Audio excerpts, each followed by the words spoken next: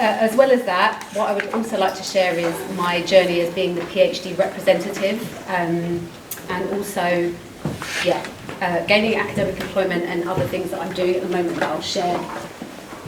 So in terms of my journey into academia, I started my degree at the University of West London in psychology. So I've always been sort of fascinated with the human mind and the human condition and kind of what drives us to behave in the ways that we do.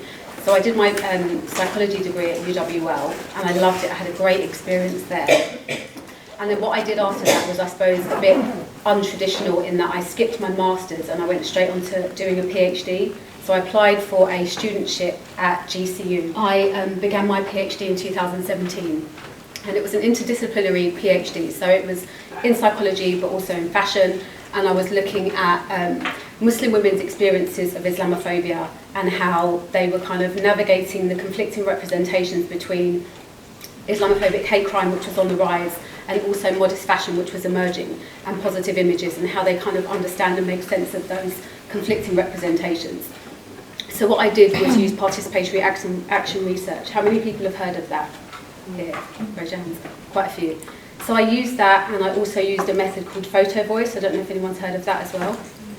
No. So I won't go into that because that will take too long, but essentially it's using photos to give voice. So what I wanted to do is, because Muslim women tend to be kind of spoken, for, and sort of represented in very kind of stereotypical ways, quite negatively using images, I wanted to use photo voice for us to kind of create our own images, and I belong to that community as well. So what I wanted to do was, rather than sort of impose the kind of questions that we feel that Muslim women need to kind of address and challenge, I wanted to work alongside Muslim women, so working with them to kind of create our own images and get that narrative out there and sort of reclaim our narratives. So I worked with these amazing, talented group of Muslim women that you can see in this photograph here. And I mean, can anyone see me there? No. No? I love this picture, honestly. It serves me in so many ways. I use it in my teaching, so I use it when someone spotted me. It's like, where's Wally? Which one? The last one at the back. Excellent, yeah, you got it. Yeah. So that's me right at the back there. And I love this picture because I think, especially in terms of PAR, it serves as a good way to sort of raise some of the issues in that. What PAR aims to do is try to disrupt power imbalances in research, right? So it's a very kind of unconventional, creative method. It's kind of decolonial, all those kind of things. And using this picture kind of helps me to be able to ask the question, like, who is the researcher in the room? Usually there's a researcher, and from this image you can't tell because of the way we're all sat around together. Some people, and I find this really interesting, will say, they'll point to this woman. Can you guess why? Because she's not wearing hijab. Exactly. And that isn't to say that that's a problem. I want to have this dialogue and for us to kind of interrogate our assumptions and our biases. My throat is so dry, excuse me. So I love this image, but the other reason why I love this image is that it was taken, we're all smiling. Do we look quite happy? Yeah. It was taken after a huge disagreement. We just had the biggest kind of blowout as a group, because PAR is not easy. You're trying to do things differently, so you're trying to sort of encourage democratic participation, everybody sort of collaborating and disrupting that power imbalance, and so it can lead to dominant voices and people having disagreements and wanting it to go in different directions. So we'd had such a huge disagreement, but we resolved it, we got through it, and so this is kind of the aftermath of that no one would ever know. So I really love this image, and I think, I won't go too much into that, but it was a really powerful project. I think it was my first sort of time doing PAR, so I'd come from quite a quanti-positivist psychology background, very kind of traditional psychology, and PAR is sort of very far into the qualitative rabbit hole, so it's a very different way of doing research. So to me, I really felt out of my depth at some points, but it was definitely worthwhile. And so the title of my research is Reclaiming Our Narrative, a photo voice project exploring controlling images, self-definitions and community empowerment with Muslim women in Britain. And BFT there stands for Black Feminist Thought. So I incorporated Black Feminist Thought, and that really kind of was the lens and the framework through which I interrogated a lot of things. Patricia Hill Collins' kind of concept of controlling images was fundamental, and how she explains the kind of the ways in which black women in the US are categorized through these very particular images. So there's the mammies, the matriarchs, the Aunt Jemimas, the welfare queens, all of that, and how they're stereotyped in ways that are dehumanizing. They're used to categorize, to control, to objectify, and all of those things. So what I wanted to do was understand how, for Muslim women in the UK, that we occupy kind of a similar conceptual space, but it's also different because they're Muslim women and there's different kind of social political context, but also the religion aspect of it. And so there are differences, but there are controlling images that exist for Muslim women. So we kind of co-developed what those are. And yeah, I mean, if you want to read more about it, then that's the title of the PhD that I did. So some of the challenges. Do you mind if I sit down, everyone, for a sec? So I'm sure a lot of you will be familiar with these kind of challenges and having, experienced them throughout your PhDs. Can I ask here, like, who's ever felt like you don't really belong in academia? Show of hands. That's pretty much like most things. Yeah. So most of us have felt like we don't belong here. And that, like, I suppose we can take a moment to reflect on that and why that might be. But like many of you, I also felt like I didn't belong, and I mean, there's a lot of different reasons why that might be. For me, it was a combination of being a black woman in quite a white space, also being a mature student, and just all those things that we have to navigate, when we enter these spaces and we're made to feel like we have to prove ourselves over and over and over again, that we have the skills, we have the capability, we have the intellect. So alongside that, doing a PhD anyway can lead to feelings of imposter syndrome. It's just part of the process, I suppose, for a lot of people. The other thing that I experienced, and I don't know how many of you here have maybe experienced the same, depending on your topics and communities that you're working with, was questions of me being biased. See some nodding. So questions of being biased in terms of the way that I would frame my research, the kind of the interrogation of structures of power, systemic issues, that kind of thing. That because of my identity, because I'm a black woman, because I'm a Muslim woman, I can't be objective. And I would argue that we can't be objective. That doesn't exist. Yeah. Does anyone think you can be objective in research? Is that a goal? Is it achievable? So I think those are the things that I really kind of had to sort of overcome, to learn how to be able to argue that in my research, to be able to defend, defend my writing, defend my ideas, defend the way that I was approaching my research. And yeah, so there's always that questions of subjectivity. And anyone who's read kind of Sandra Harding, Strong Objectivity, has anyone heard of her work? Yeah. So that kind of shows that actually having that lived experience and having that, reflecting on your positionality as a researcher is stronger objectivity. The other thing is microaggressions. I know that you was talking about that earlier today. I don't really need to go into that, but that's some of the things that we experience it as women, as black women, and having to navigate the questions. I think I was talking to somebody, I don't know, was it Donna? Someone earlier about microaggressions and just those kind of questions of, where are you from and those kind of things. But yeah.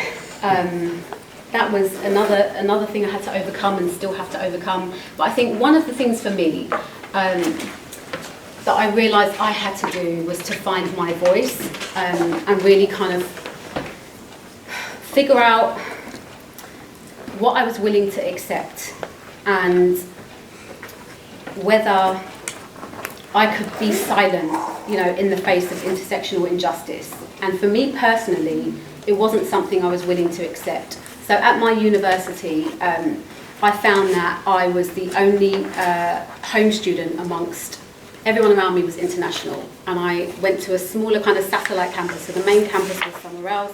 I went to a smaller satellite campus in London, and I kind of observed what was going on around me and realised that there were a lot of inequalities.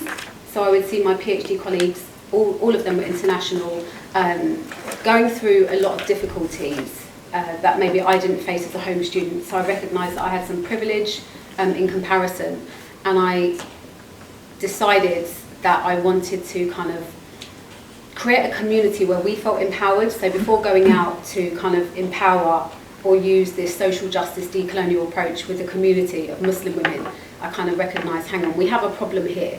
We have a big problem that needs addressing. And so before I sort of go out and try and empower the community, let's see what we can fix here. And in order to do that, I became the PhD representative. Do we have any reps here? Yeah? A couple? It's hard, right? Yeah? So I became the rep, and as part of that process, I did a lot of advocacy. So I challenged a lot of kind of existing processes, existing policies and inequalities. And it led to a lot of successful changes. So as part of that, we got a Master's of Research qualification that was happening somewhere else but wasn't offered to the students at our campus, put in place, and that's still going on today. We got some research methods training. We got kind of equity in terms of funding and a few different things. But it was really time consuming. It was also a lot of emotional labour. So it's not something that I kind of encourage people to just go and do. But for me personally, I felt it was important to, to try and empower those around me. So that was part of my journey. And yeah, I've got this quote by Audre Lorde, who said, when we speak, we're afraid our words will not be heard or welcomed. But when we're silent, we are still afraid. So it's better to speak. Does anyone kind of agree with that? I mean, I like it. I agree with it, but not all the time. Mm-hmm. Essentially, I think there are times when silence is actually better. Yeah. You don't have to be afraid because you're silent. You may have assessed the situation. Silence is the best. Okay, I agree. It's taken me so long to be able to work up the courage to actually speak up that I don't want to silence it. Good. Because I don't want to get in the habit of, because it just takes so much work to be able to get to that point to say, I don't agree with you, to a person that maybe have more power than you or whatever. But yeah, I think that's the battle that I have to, that I debate in my mind. Sure. No, it is a struggle. It took me a long time to be able to have the confidence to be able to speak up in situations of injustice, and kind of having this more internal dialogue, but not feeling that it would be received well, or thinking that it might be misheard, or thinking that I'd have to correct it, or all the assumptions, and having to to sort of police how we speak, those kind of questions. It takes its toll, but I do think in certain situations it's useful to speak, especially if you're afraid. And I mean, if you say a situation of injustice, you probably always have to speak. But if you say in any situation, you don't. So it depends on the context, doesn't it? Yeah. No, it does. And I think the other thing for me, I suppose, is being silent in the face of other people's oppression. It's kind of, what does that do to my humanity, over time? Like, how does that erode my humanity and my empathy? And I think even in psychology, one of my main interests was in empathy and empathy deficits. But yeah, so opportunities. So away from the challenges and the hardships of doing a PhD as a black woman, in terms of opportunities for career, attending conferences was a huge one for me. So I attended a conference, I think in the first year of my PhD, and I met somebody, and that ended up leading to an opportunity for me to get a job, and that was at UAL. So I met a course leader, we kind of really hit it off, we talked about our interests, and it just so happened that there was an opening to teach on module, which I gladly took up, and I really enjoyed it and found that actually I really enjoy teaching. I enjoy teaching psychology. So that was my first opportunity. So one of the, I suppose, recommendations, which I'm sure most of you are doing anyway, is to attend conferences, attend events, network, and see what different opportunities exist. The other thing, this is in like no order, these bullet points, so yeah, it might go back and forth. So this image is from a conference that I presented at last year. So when I completed my PhD, I submitted it to the British Psychological Society's Psychology of Women and Equality section postgraduate prize, and it won. So it won the 2023 prize, and I found out that I was the first black woman, I suppose still probably the only, to win this quite a prestigious award. And as part of that, I was invited to receive the award and to present at the conference. So that's a picture of me presenting at the conference.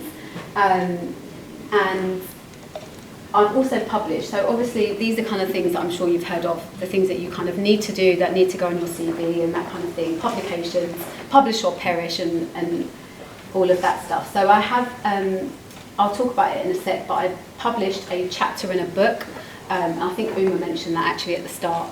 I've also published a few articles and conversational pieces, and applying for jobs. That's been the key thing. I've had quite a lot of interviews to date, but what I would also say to that is, it is definitely, I mean, who here thinks this is a two-way process? Because I say that like it's a given, but not everyone. So a few people think it is. Do others? I mean, are you clear on what I mean? No, is everyone clear on what I mean? No, okay, good. So let me know if you don't know. So what I mean is that, okay, so it's an interview, and we understand that they're interviewing us, but we're also interviewing them. Yeah. And maybe we don't really recognise that. And I think for me, one of the things is in this sort of this idea of disrupting power imbalances in research through PAR, it's in other ways as well. So I think within the interview process, as much as they are kind of assessing us and our suitability and all of these things, I think we're also there to do the same and to see, is this the right fit for us? Is this somewhere that aligns with my values? Is this somewhere where I'm going to feel safe? Is this somewhere that's going to... So I think it is a two-way process in that way. So that's what I mean. So make sure that that's something that you kind of bear in mind. And I think that goes for other things as well. So when you're applying for PhD, in any situation where you're being interviewed, also see it as an opportunity to interview, or not even to interview directly in that way, but to kind of do your research, do your homework, talk to people, find out, and see what kind of culture and environment it is, and if that is right for you. I've had some really interesting interview situations, actually. I've had ones that involve microaggressions. Has anyone else kind of gone through some difficult ones? I had one early this year, where I was told that I'm speaking jargon in an interview. Yeah. So, we go through, you can see some laughter there. So there are, microaggressions in all different kind of situations, so even in the interview process. But obviously, those things, I kind of see them as useful, because you're seeing what kind of environment that is. And if that's present during the interview, then what would that be like, to work in day in, day out. So yeah, I've had some really interesting interview situations, but I also think another thing that is also important, but I don't think we really talk about it, is about like knowing your value, knowing your worth. So one of the things that I think is important is to negotiate. So do people know what I mean when I say negotiate? Salary negotiation. Do people do that? Yeah? Good. Okay. So a lot of people that I can see you shaking your head. No, I mean, was it? Both of you were shaking, yeah. Yeah, I think it depends, because I remember when I got my first academic job, Yeah. I was just so happy to get a job, right? So I just took whatever salary they offered me, because I was just, thinking, oh my God, I'm so glad I've got a job. Yeah. But it was only afterwards, having got that experience, that I realized that I was really underselling myself, and I should never have settled for that salary. So I think It can be challenging if it's your first job to actually challenge the salary, but I've known younger people who have done it and done it successfully. So I think it's about how you do that. But I think I definitely agree that you should actually know your worth. And the sort of thing about you also interviewing them can also be challenging if you're just happy to get a job, right? Yes. So even though you're thinking there's some things there that don't really tie in with your values, you just see it as a kind of stepping stone. Okay, I'll just stay here for a year and then I'll just move on to something else. So that's, that's another thing as well that you really need to, there's lots of things that you have to think about when you're going for your first interview for a job, and you really have to weigh up these different things. So I'm saying yes to what you're saying, basically. There's other benefits as well that you can kind of negotiate, things that make sense for your career, like your CPD, your progression, opportunities. But what I will say, just kind of to kind of push back a little bit on why I think it's important, is that men do it all the time. There's a gender pay gap that we know exists, and there's an ethnicity pay gap, and we know that it's intersectional. So we know that black women, are going to be impacted in certain ways. Let me just finish quickly before I forget, and then I'll come over to you. And I think that we are conditioned, right, to not want to be nice, and to not want to kind of seem assertive and to seem, pushy. But men go into these interviews and will negotiate for whatever it is that they may want, whether that's the higher salary, within that pay scale. But yeah, go ahead. Yeah, no, you bring in really interesting points with gender and race and pay. I mean, I know I don't want to mention at the interview. I want to wait until they've offered me the job. But then there's never seemed like this place to actually talk about it. Then they, I feel like it's only when you're signing your contract with HR do you like when do you have an opportunity to? But the jobs are usually advertised with the salary. But it's a range, and it's like on the bottom, yeah, typically, yeah. Maybe not even match your current salary if you don't have a current, salary that makes sense. Maybe you're on a temporary doing 1 hour or 2 hours a week as an hourly, paid lecturer. So it's usually within that pay scale with the spinal point. So they will try and start you at the lowest that they can, right? And so I guess who do you talk to the? When you're offered the job, it's often verbal, but then they'll follow up with an email, and they should put the salary in the salary offer. So if they don't, we do. you have yes. I mean, no, we. And what I would say, but no, I'm saying, usually. like, I've had other jobs. It's fine, guys. It's all equitable. I'm talking about not you. I'm talking about like other situations. So where, like, it doesn't always happen. Don't sign the contract until you're happy. Yeah, I think before you accept, you have to ask what are the terms. Things to build up your confidence and that kind of thing. I remember doing mine and it was terrible. I failed. I forgot what I was going to say, and it was terrible.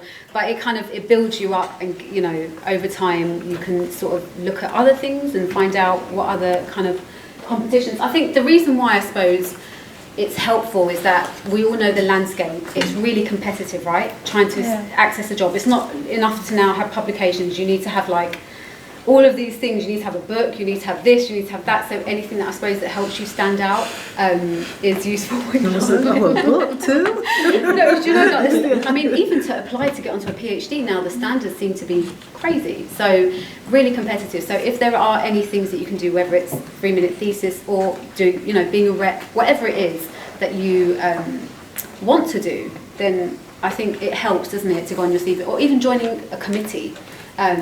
Things that are maybe voluntary, those are kind of things, not necessarily an award.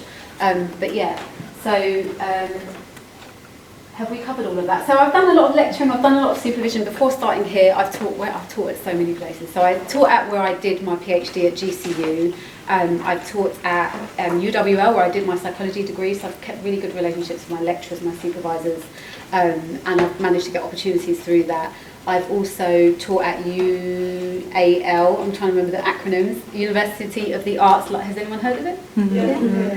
So I taught psychology of fashion there, and I've also taught at SOAS and now I'm here, but I haven't done any teaching here yet.